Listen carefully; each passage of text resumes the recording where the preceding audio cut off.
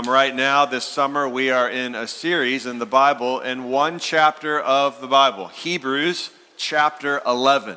In Hebrews chapter 11 is just a marvelous case where a preacher is giving a sermon in the whole book of Hebrews, but it's one point in the sermon where he is looking back to the Old Testament and pointing us to Old Testament characters and how they looked forward in faith in God and how God declared them righteous in that and how them walking in faith empowered them to live a pretty radical life. And in this morning, we are going to begin to look at a person named Abraham. Abraham, very famous figure. He takes up the majority of Hebrews 11. So Abraham, when you want to talk about faith, he needs to be in the conversation. And the author of Hebrews knows that, and we'll be looking a little bit at his life this week, next week, and his wife Sarah, and the following week after that. When I was out of college and I was in youth ministry, I remember hearing a friend invited me to this event. And the event was what was called the Abrahamic Faith Debate. So it was a debate between the three faith systems or religions that all look to Abraham as their father. Now, I had kind of known, around about that, like Abraham is who the Jews look to, is who the Christians look to, and I faintly knew that the Muslims also, or Islam faith, also looked to Abraham as their father, but I wasn't super well acquainted with the fact that all three were and how that related. This was a very fascinating debate, but one of the big things that just struck me big time was that, wait a minute, this means that the majority of all of civilization, because if you take Christians, Muslims, and Jews, that's the majority of the whole world. The majority of the whole world looks to one guy, one person in history, and we all say, he is the father of our faith. So regardless of what you believe, if you just want to understand civilization in general, you should be well acquainted with this man, Abraham. Now for us as Christians, it's crucial that we understand Abraham because he is all over the Old Testament in his story and his impact, but he is also all over the New Testament. He is the main person in the New Testament that the New Testament referred to in the Old Testament as a person, as an analogy or a story or metaphors to help us understand faith in Christ. So very crucial. So let's look at what Hebrews 11 verses, 8 through 10 say about Abraham, and we'll get into it. So Hebrews 11, here's the specific verses we're in, 8 through 10. Let me read it to you. By faith, Abraham obeyed when he was called to go to a place that he was to receive as an inheritance. And he went out, not knowing where he was going. By faith, he went to live in the land of promise, as in a foreign land, living in tents with Isaac and Jacob, heirs with him of the same promise. For he was looking forward to the city that has foundations, whose designer and builder is God. This is the word of the Lord. Now, the 3 points I have for you this morning is one, the history of faith. Okay, the history of faith as seen in Abraham's life. Number two, the obedience of faith, that Abraham's faith involved obeying God. And number three, the eyes of faith. Where was his faith looking? Now, as we look through these 3 points, I just want to make this one just kind of heads up. If we're going to look at someone who is one of the most influential people, humans, in the history of the world, I'm not doing my job if this sermon doesn't make you uncomfortable, okay? Or if you're going to look at the most impactful people in the history of the world, that's going to mean, by default, he must have done some radical stuff. He must have lived a pretty amazing life and done some hard things, okay? So if we really look at his life honestly, if you guys don't feel uncomfortable and challenged in this sermon, I have not done my job, okay? So if at any point you're kind of feeling like, oh, wow, this is a little challenging, good. It needs to be. It was for me this week. So the history of faith. First thing I want to say about Abraham is that what made Abraham great? What made him great was the call of God. The call of God. That is what made Abraham great, fundamentally. Because what we see in the story and the life of Abraham is that God does not call the qualified. God does not call the qualified. His call is what qualifies us. Abraham was not qualified for the job that God called him to do, all right? And his story mimics and replicates all of ours. When you go to hire let's say you're in charge ever of hiring someone. What do you do when you go hire a person? You're looking to hire someone who has what? Qualifications, experience, things that can get the job done that you need done, right? And hopefully you're going to hire somebody who comes in and what you pay them, what they do brings in more than what you pay them, right? They're going to add value to the company. They're not going to take away. They're not just going to equal. They're going to even make more. So you're looking for people who have qualifications that meet the job and that they can go above and beyond even what they're getting paid, what they bring to an organization.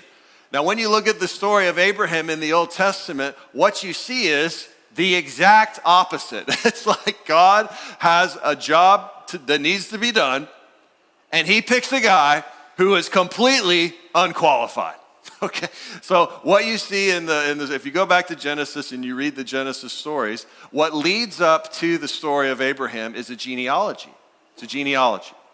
Right there, they start to show you this line of succession, this family legacy, this family tree playing out. And part of what's happening in all of Genesis is, you remember, it starts with Adam and Eve, and God makes a promise to Adam and Eve after the curse and the fall and all that there is going to be a descendant in your line. There's going to be a descendant in your line who I am going to use to crush the head of evil, okay? So it's important that you guys keep this thing going, that someone in your legacy keeps this going. And so you'll have this emphasis, we've seen this already in Hebrews, how Enoch walked with God, right? So you had here's a guy who's a descendant of Adam. Here's a certain line where he walked with God. And then Noah walked with God. And then you have Seth walked with God. You have people who walk with God. What Moses is doing in Genesis is when you get to Abraham, what you have is no one is walking with God.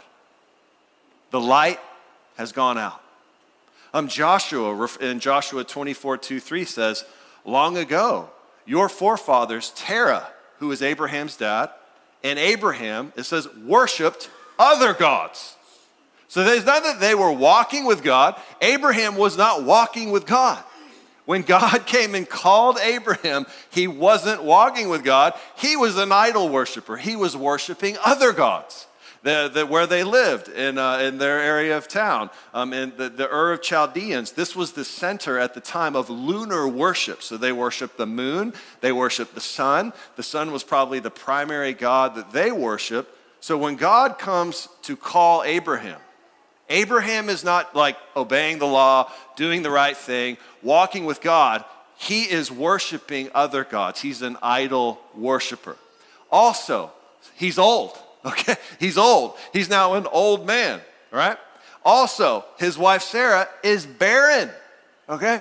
So God's plan, what we find out, God's plan is to start a family that starts a nation that is a blessing to all nations. This is God's plan through Abraham. So if you're going to start a family that's going to be godly, and he's going to carry on this legacy of being a blessing to all the nations, if you're going to start a family that's going to be the beginning of a nation that's going to bless all nations, do you pick an old man? Do you pick an old man who's married to someone who can't have kids? Okay? And do you pick someone who doesn't walk with God but that worships false gods?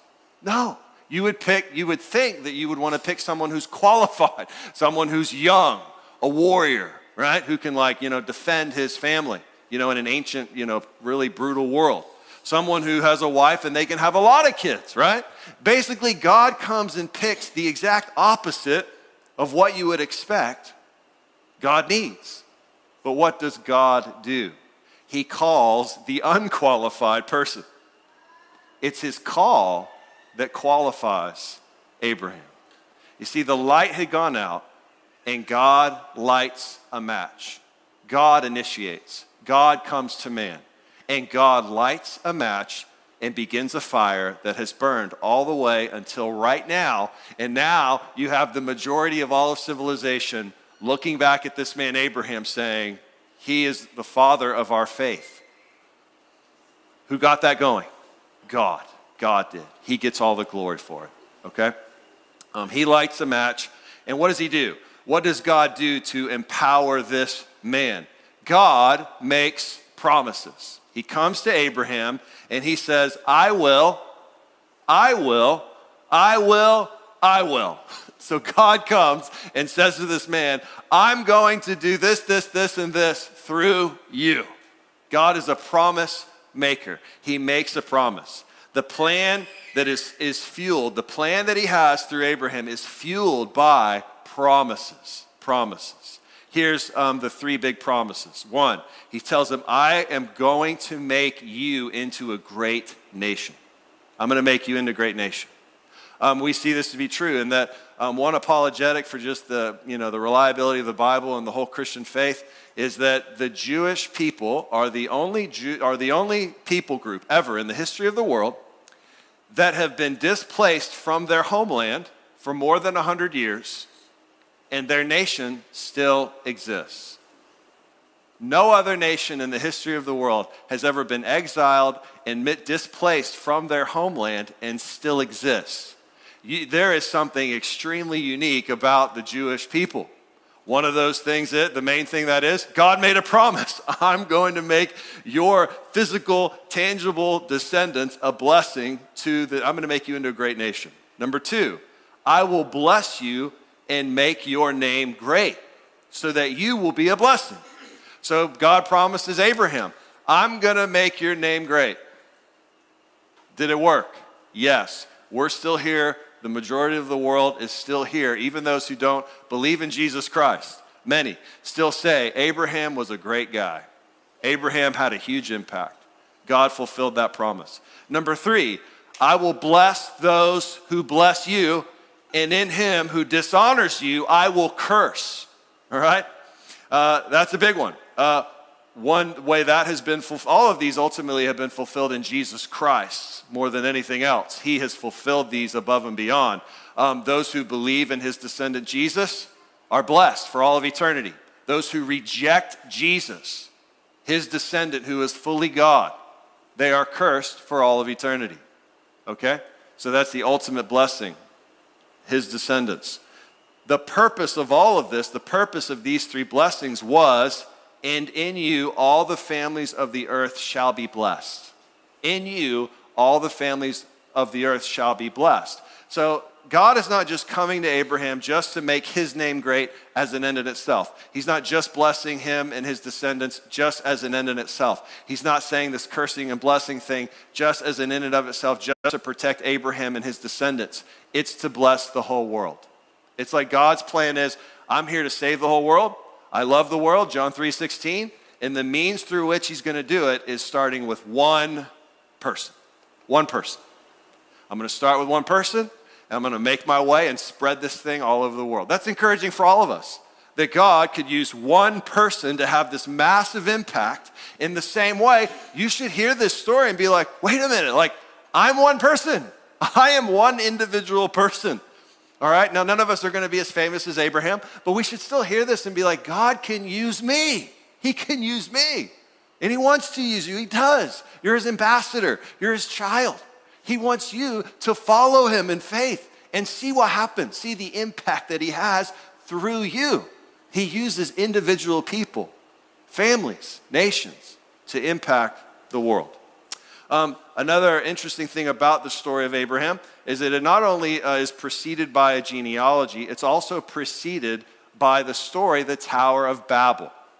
Now, if you've ever heard the Tower of Babel, or you've read it in a book to your kids or something like that, it's important to know that the Tower of Babel is a prequel to the story of Abraham. They go together. It's like Star Wars Episode 1 is like the Tower of Babel, and the rest is like Abraham and the rest. It's built together. Here's how you see that. One, in the Tower of Babel, just like Abraham has three promises, the Tower of Babel has three kind of anti-dynamics that are totally connected to the story of Abraham. So one, God promises Abraham what? To make his name great. There's a detail in the Tower of Babel. Do you remember this? What's their motivation to build the Tower of Babel? It says to make a name for ourselves. See, they want to make a name for themselves without God's help. God comes to Abraham and says, I'm going to make your name great by my power. I'm going to do it. Babel, let's make a name for ourselves, for our glory. Abraham, I'm going to make your name great for my glory, for God's glory. You see those two things? Another connection is nation. They want to build a nation, right? Let's all come together and build one nation, and we can serve ourselves.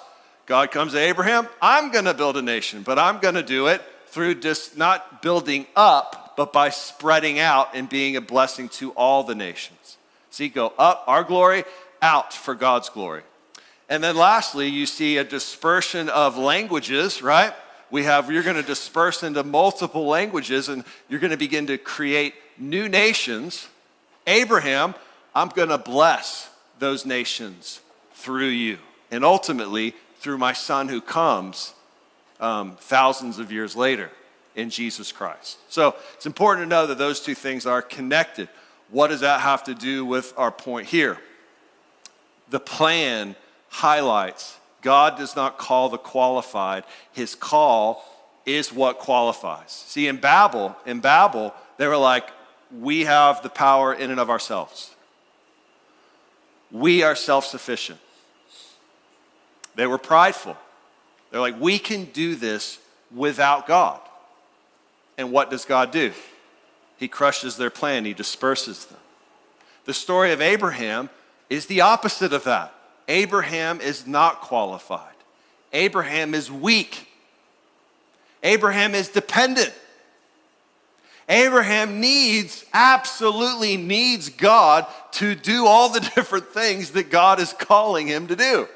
That's the contrast with Babel and Abraham, which is the next point, or the next kind of application point, is that God only calls Abraham to do what he must do through him.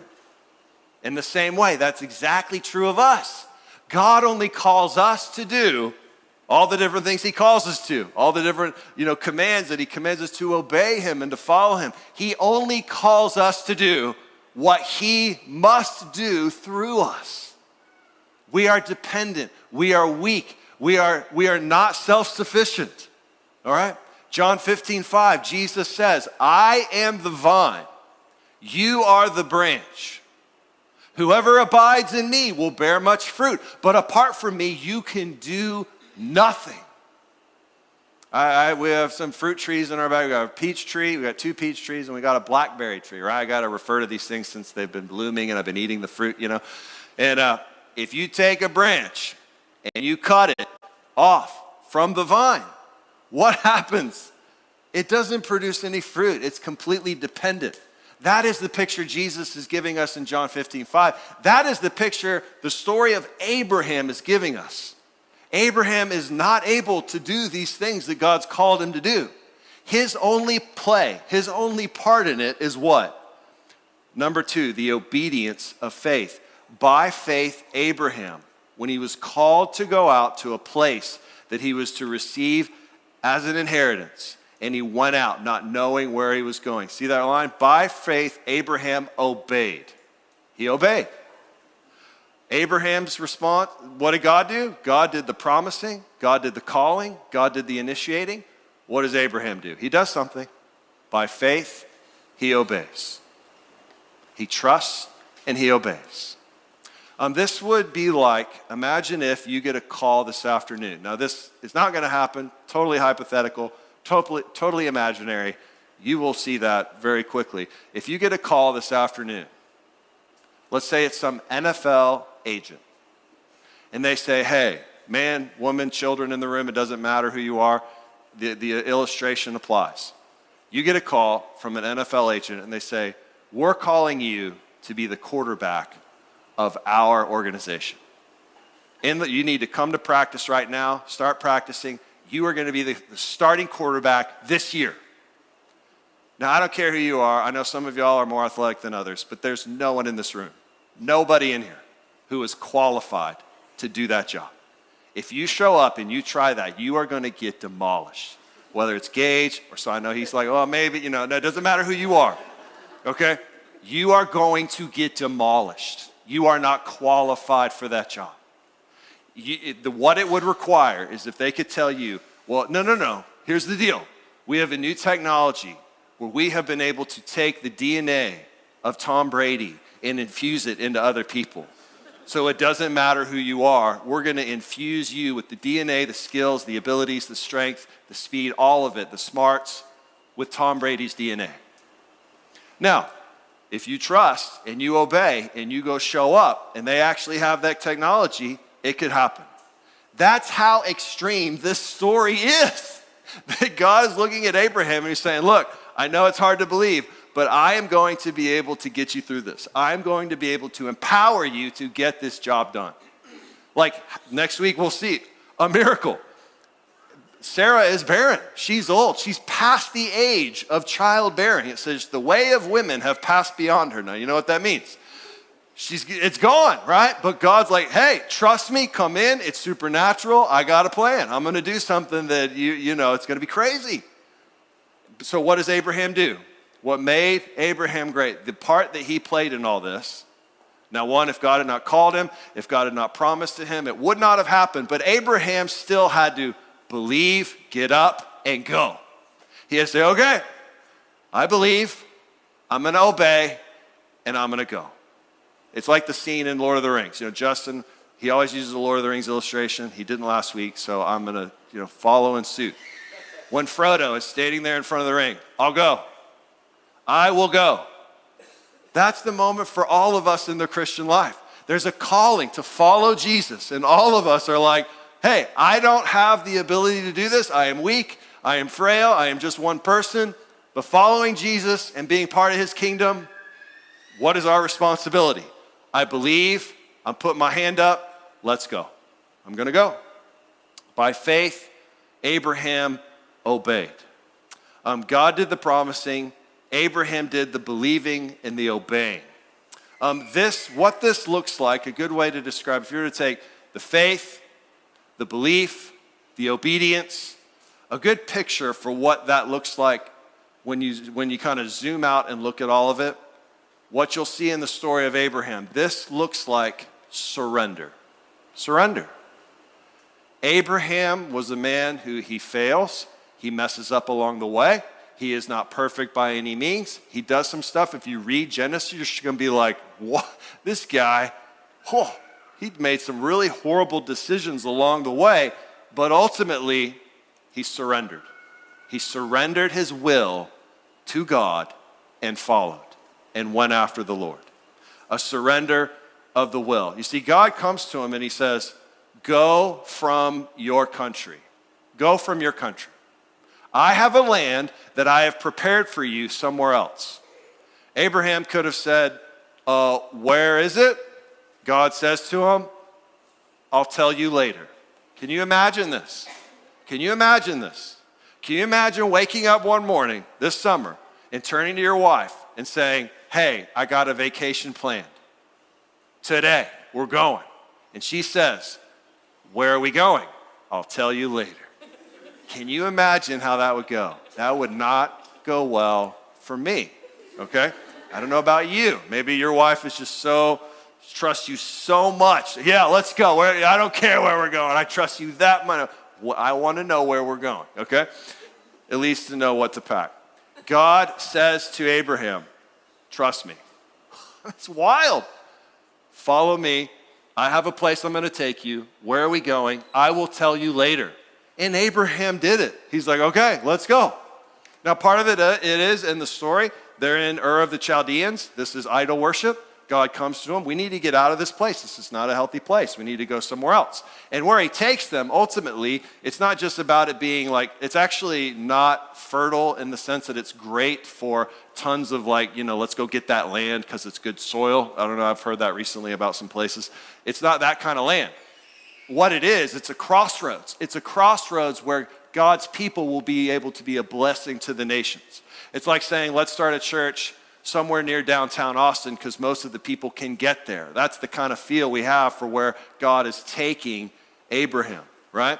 But ultimately, this is surrender. And we see the surrender all throughout Abraham's story. There's a story coming up in a few weeks that we'll talk about where Abraham has a wild nuts, or God has a wild nuts command for Abraham to sacrifice his son on an altar. And we'll get into the details of what that is. Abraham obeys, believing God is going to resurrect his son from the dead. But what incredible surrender that he trusts that God is going to fulfill his promises. That he's willing to kill and sacrifice his own son. Now, if that's the first time you've ever heard of that story, I know that's a wild thing to hear. Please come back. We'll get into the details of it later and how it makes sense. But ultimately, Abraham, what made him great, God promises to him, he calls him. But the writer of Hebrews is giving credit to Abraham. He surrendered and he obeyed. Guys, important clarification here. All these different stories in Hebrews 11 are showing us like faith is like a multifaceted diamond. There's not just one stock definition of faith. Faith has it's like a diamond. It's got all these different sides to it, and it's beautiful and it's wonderful. In this story, the side of Abraham, when you look at it, it involves some radical surrender of control, surrender of the will, laying your life down for others. It involves an oath, like promise keeping, right? Faith is not just believing propositional truths. Faith is not just believing propositional truths. If you grow up in the church in America, you could kind of walk your way through it thinking faith is just this one linear thing where I just say this one prayer about the cross, and that's all that it is.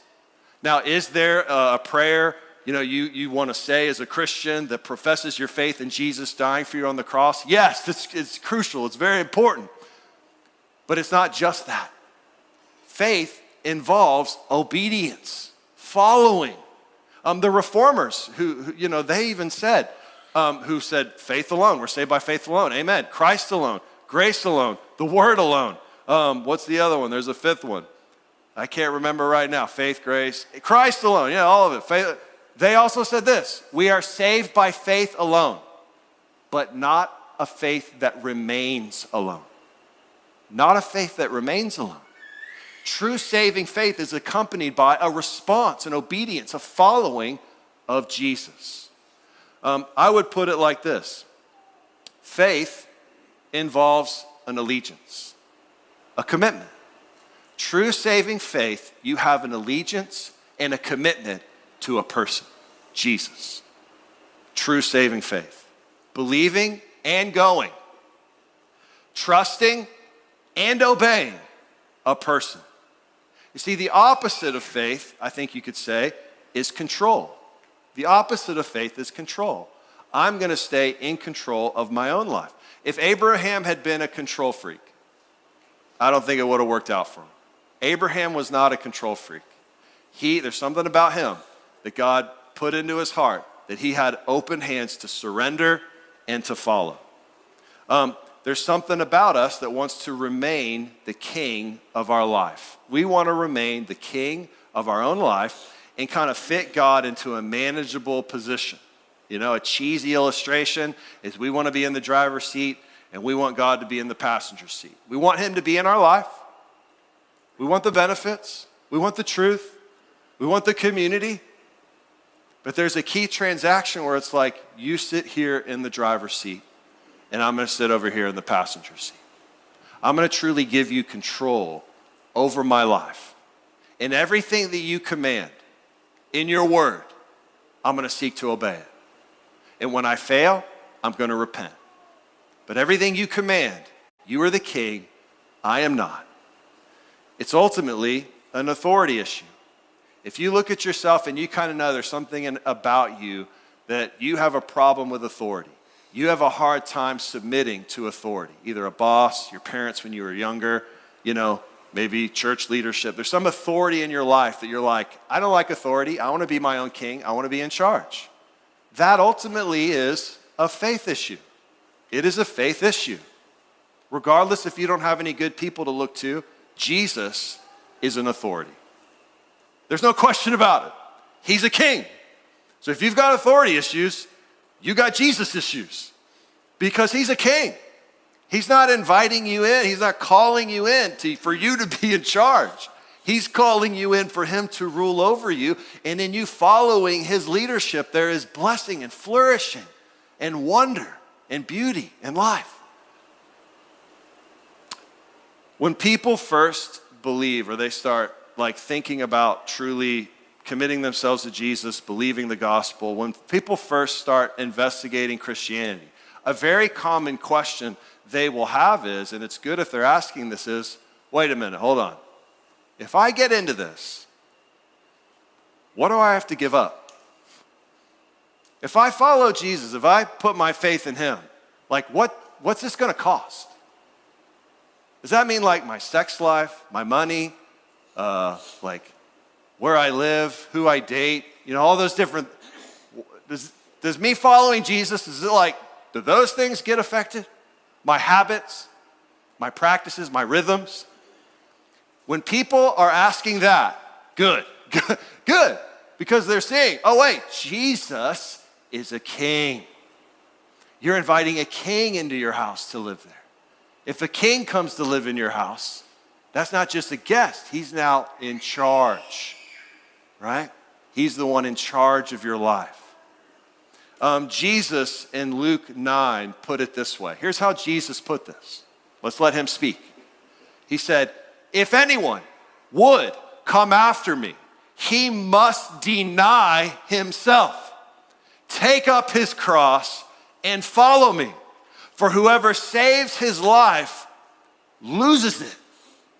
If you seek to save your own life, like you seek to be your own king, you seek to run your own life and call the shots, you will lose your life.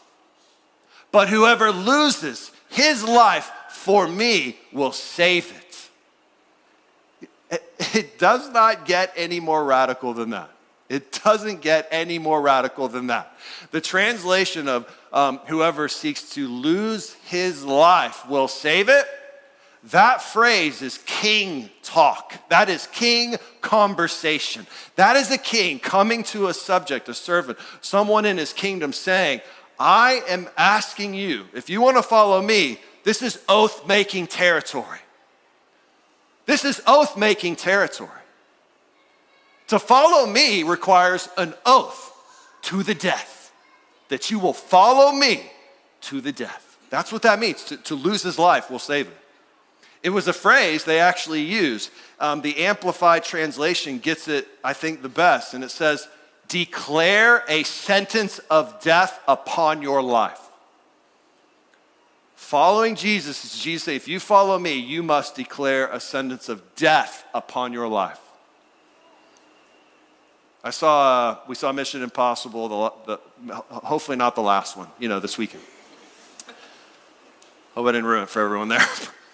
I'm notorious for ruining movies. In Mission Impossible, right? In Mission Impossible, one of the themes of this movie is they're oath makers. This team of people, they make oaths. They use the word oath. They have made an oath. And the oath is to serve those they will never meet to the point of death.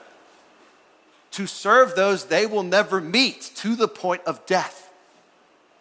That's very Christian. That's super Christian. That's like very Christian stuff right there. That's Luke 9. Jesus saying, you must be an oath maker. You are making a commitment, a profession of faith saying, Jesus is the king. I'm following him to death for those who I've never met. Think about Abraham. His blessing is he never met us, but he got up and he went and he left. And he laid down his home and he left his home. And right now, it's for those he has never met. Oh, it's a Christian thing for you to say, I'm going to follow Jesus and I'm going to seek to do everything that he commands because I believe it's what's best for me. It's where joy is found. But also, it's going to bless those I will never meet. Oh, man. When you see people in a movie doing that stuff, there's something in your heart that's like, oh, I want you to know right now, Jesus, the God of the universe, is calling you to this mission if you choose to accept it. Doesn't get any cheesier than that, right? Here's another thing Jesus says in Luke. He says this: if you don't renounce everything you have, you cannot be my disciple. Let me say that again. He says, if you don't renounce everything you have, you cannot be my disciple. It's radical stuff. That's what Abraham did. He renounced his whole home and he left. And he lived in tents with his children. The tents wasn't just, well, that everybody lived in tents back then. No, the emphasis was he left a comfortable home and he left it and he lived. He renounced everything that he had. Jesus is saying, if you don't renounce everything you have, you cannot be my disciple. Now, let me clarify renounce, though, before that totally freaks you out. Renounce is not, you need to go sell everything you have right now. The word renounce means dedicate. It's like the word dedicate. It's like if you could put everything you own and that God has given you on a table, right? To renounce it is to say, Jesus is sitting on the other side of the table, and you are taking it all and you are saying, it's all yours. This is all yours. It's all yours. Now, Jesus is still leaving it on the table for you to manage, for you to steward, for you to, do with it what he wants you to do with it. But ultimately, positionally, you're in your heart saying, this is all yours. Jesus, you tell me what I should do with what you have given me. My time, my talents, my job, my inheritances, my income, my friends, like everything in life. I want to live to the glory of God. I want to live honoring you, Jesus, with what you have given me. Has that happened for you? Like honestly, like in your heart, has there been even an activity that looks like that? Where you have said, God, like my life is yours. Wherever you want me to go, whatever you want me to do, please empower me to live for you. I will trip and I will fall like Abraham. I am sure that I will. But when I do, help me to repent and get up and keep going and keep following you. That is the call. There was a man named William Borden. William Borden, great example, lived back in the 1800s. He was born into a super wealthy family in Chicago. His dad got into investing in silver, and they had an enormous fortune. They were not believers, not Christians at all. His mother started going to church to hear Dwight Moody preach in Chicago. She became a Christian, brings William Borden, her son, to church. He hears the gospel at church, becomes a Christian, is on fire for Jesus, goes to Yale, honor student, total leader, starts prayer groups all over the campus. People are praying because this guy William Borden was just this radical dude and good student, leading people, decides to be a missionary to Egypt. His dad tells him, if you go be a missionary in Egypt, you forsake your fortune. His mom later wrote that in his diary, when William Borden heard that news, he said, no reserve. He wrote, no reserve. So he went. When he was there, he's there as a missionary in Egypt. His dad tells him again, if you don't come back, you will never work for me again. In his diary, he writes to that, no retreat. He gets sick while he's in Egypt. He ends up dying. He's buried there. You can go see his grave in Cairo to this day. When he found out he was going to die of a weird disease that he got in Egypt as a missionary, he wrote, no regrets. No regrets. How does somebody live like that? Well, Abraham, the eyes of faith says, by faith he went to live in the land of promise, in a foreign land, living in tents with Isaac and Jacob, heirs with him of the same promise. 4, here's the power source. He was looking forward to the city that has foundations, whose designer and builder is God. The Hebrews writer is saying, what empowered Abraham, what empowers a guy like William Borden, what empowers all the Christians through church history to live these kind of lives, where was their hope? Where was their hope? Their hope was not in this life. Their hope was in the life to come. They believed in eternity. They looked forward to the city that is to come. There's a phrase I've heard Christians use. I may have used it, so no condemnation. But I think we should stop using it. It's a phrase called, I'm looking to find my forever home. I hope that my house is a forever home. I think Christians should stop using that phrase. There is no house in this earth that should ever be your forever home, because it's not going to be. It will decay. Why do we buy things? To watch them fall apart. Okay, that's just how it goes, right? There's no forever home this side of heaven. There's no place on this earth that is our forever home. Our forever home as a Christian, we are to every day look forward to our forever home, being the one in eternity. Hebrews 13:14 says this, for here we have no lasting city, but we seek the city that is to come. The reason we're here now is, yeah, we own things and we have things, sure, whatever. But we're here to build the city of God in whatever city we live in, the kingdom of God. And that means following Jesus in everything that we do. And as we do that, we build his kingdom in a sense. In the lives of our kid, like when Dan saying to his little daughter, it's the simple little things, like putting his kid to bed at night saying, who is God? Shepherd, who are you? A little lamb or something. Like, it's that little stuff mounted up over a whole lifetime that we're living for eternity. We're living to invest God, Jesus, gospel into the everyday relationships of our life. I honestly believe now in our day and age, to leave like Abraham and to go looks more like right now, not leaving, just staying somewhere. Like not being the person who like lives in a different city and somewhere in some exotic place working remote. It's like, what kind of impact are you gonna have doing that? No condemnation, but don't do that. It's just foolish. Like find a city and be invested there to build God's kingdom in one place over the long haul. Yes, God calls people to move cities. You know, if there's people that want to move back here, come on back. If you want to leave, don't leave. But like, but find a place and be there over the long haul, investing in people. Guys, ultimately, what we look forward to is Jesus, just like Jesus did. And at the end of this chapter, it ends with, therefore, since we are surrounded by such a great cloud of witnesses, all these figures from the Old Testament, let us lay aside everything that hinders and the sin that so easily entangles. And let us run with perseverance the race marked out for us, because we all have a unique race to run. Fixing our eyes on Jesus, the author and perfecter of our faith, who for the joy set before him, he was looking forward to something in the future. The joy set before him, endured the cross, scorned its shame, and sat down at the right hand of the throne of God. He is our chief. He is our captain. He is our king. We are called to the things that are entangling us, holding us down. It's a race. We're called to throw those things off, renounce them. These are not mine. I don't want them to hold me back. And run with perseverance the race marked out for us.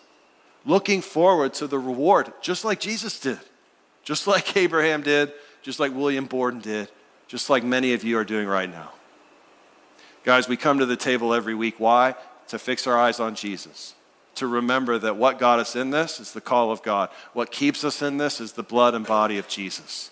It's his blood and his body that grants us access to this family, to the eternal city. And so we come to take of the cup and the bread, not just to be reminded, but to experience through the voice of God that he loves us, he's adopted us, he's made us one with him through his blood and his body.